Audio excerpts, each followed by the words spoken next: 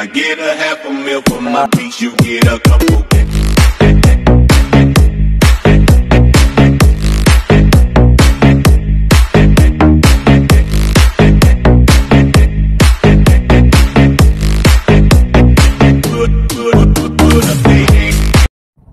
morning. Traveling time po namin ngayon para magre-rescue sa isang area doon sa Barangay Rojas, Santo Niño, sa Cotabato. Ay natake po yun ng steam borer. Kaya abangan po natin, guys. TG. Good morning.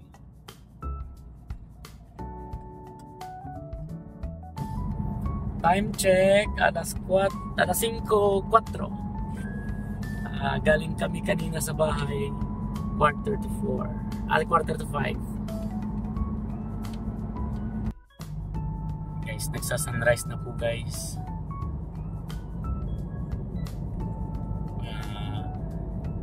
Namumula na yung silangan.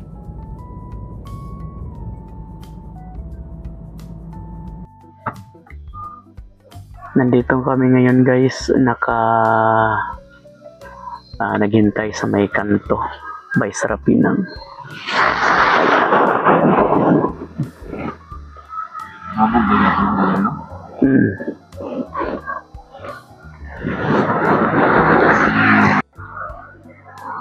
Hintay lang muna.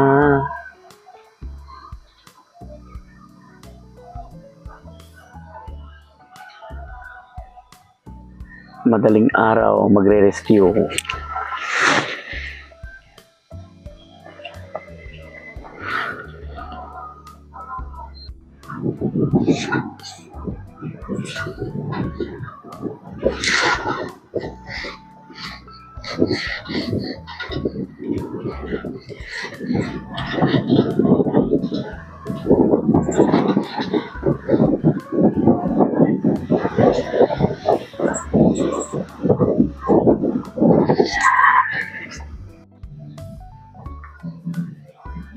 Hi guys, good morning. Nandito tayo ngayon, guys, sa Barangay Rojas. Oo, Santo Niño. Santo Niño, South Cotabato, para mag-rescue sa problema ng aming sister. Sa kanilang palayan, inaatake daw ng steam borer. Si Sister Alice po, kasama po namin. Kapatid po namin yan sa pananampalataya. Sister, puntahan natin yung area mo. Tara. Guys, dito tayo sa maintainer ni Sister. Kuya, ano pangalan mo? Tunay nga pangalan, gid. Edward Tanteo. Ha? Tanteo. Bali, ilang beses ka na nag-spray? Ito, kung nagdamo na, pila na kalitro, naubos ko ba? Oo. Tapos anong mga chemical ang ginagamit mo? Kuan, insecticide. Ito isa, itong brodan, itong naubos ko, itong nagligad. Itong ginagamit ko, brodan. Tapos, napakuha gani ko liwat niyo kay Cyper best. Wala na sing wala na ko sing nag-spray. Oo, pero wala gyapon na tabang. Gyapon. Tapos may mix na ganito nga para sa fungus. Oo. Pero ilan edad sa palay? Spray? Ilang araw yung edad ng palay inatake?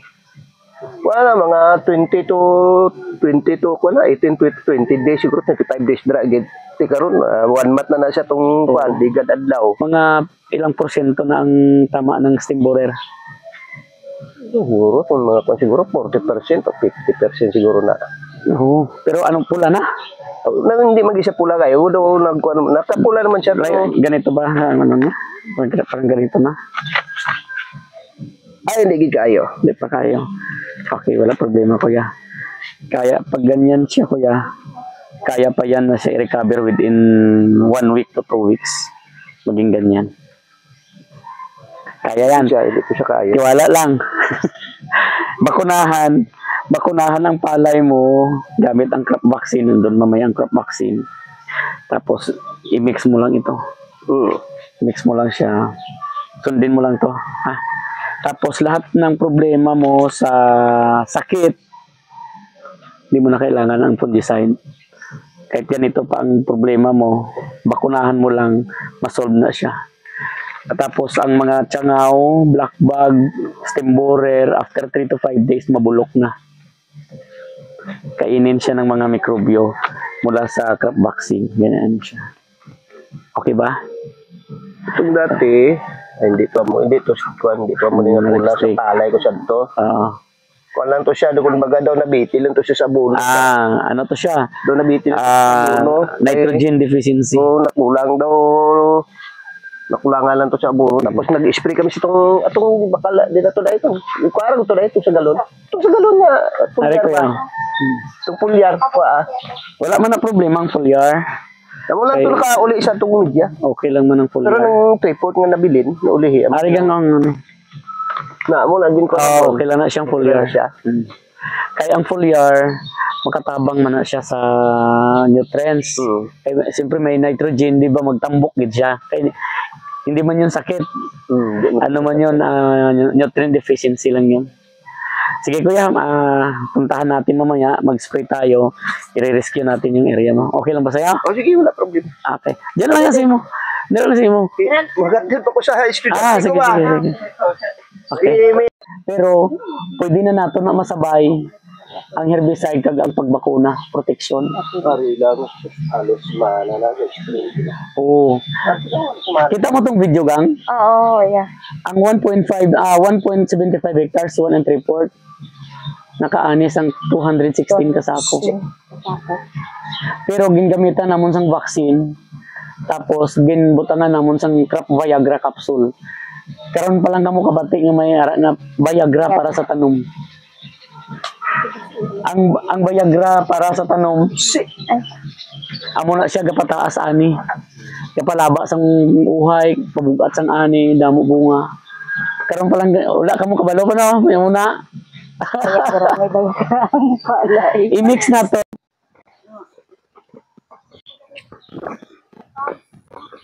Naman sa doktora din. Doon ako. Oo. Saan? Hindi ka magkano si mahulog ko na. Ari aton Viagra oh. Right there ang Capsule ano siya. Isa ka litro ng vaccine. Ara may dala ka? Ari nang vaccine mo. Tapos ilagaw na ito na karon. Amo ni siyang kapadamo bunga. Pabugat. Hindi ka na magpulyar ah. Pero hindi ni siya matunaw kung wala alcohol. Kinahanglan may alcohol. Latay sa bayog.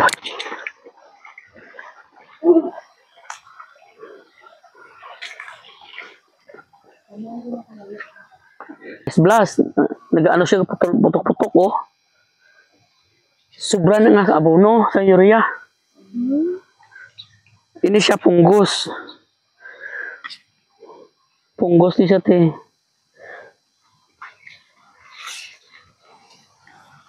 Pero may igo man siya gapon sa stem borer. Ari drip ko. Ang gusto ni Buyit, mabasagan daw niya Yeah. ang kalagam sinao. Gauyog siya. Gauyog dito sa sudod. Ito yung yung tama ng stem borer. Ito yun oh. Putol. Ito. Pero yung ito, brown spot, at saka ito yung rice blast. Amo ng rice blast oh. Ito. Rice blast. Parang ano siya ba? Parang may paso ng sigarilyo. Munang rice blast. Tapos may mga ano siya, buhi pang ano nyo, mga stem borer. Oo. Buhi. Buhi sila. Mari oh. Yan, rice blast. Ano ba rating nyo? Kung sa tao pa to complicated. Ha? 440. 440. Oh, rice blast. May daw-daw na sakit, sir. Oo. Complicated.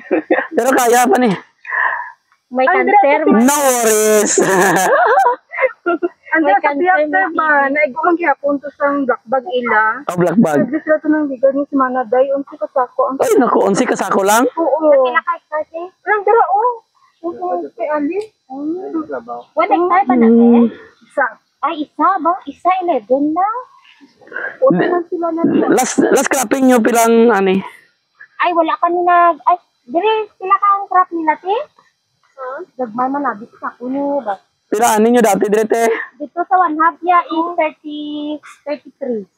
33, 1 half. Sa one half. Arang-arang. Okay na. Kumbaga acceptable. 160. Pero tong ano, dito sa Nalagaw, ang one half niya, naka 70 na to. Wow. Ako to, gibayagra yapon.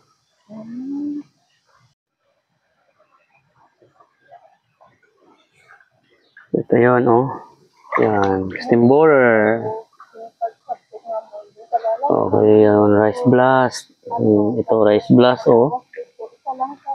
Yung mga rice blast yan. Yung rice blast ay fungus na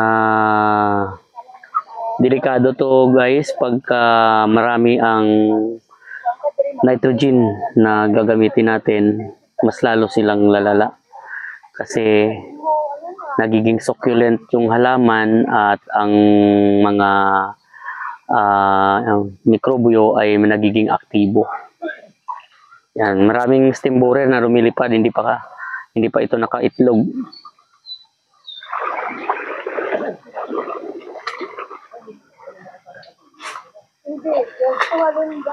Yan. Yeah, guys. Mag-i-spray kami mamaya kasama si Kuya at mag-mix kami ng vaccine at saka yung kanilang insecticide.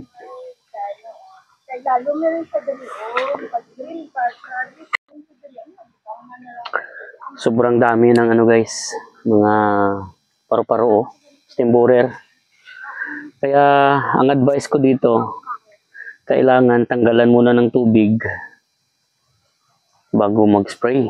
Ay, gabi dito, oh. Yung ano na dito. Ang kagat na dito ng dahon. Muna ilang, ano mo? Ayan, oh, daming ano, rice blast. Pag rice blast, iwasan yung laging may tubig. Ito sa ano, ulmo? Yan.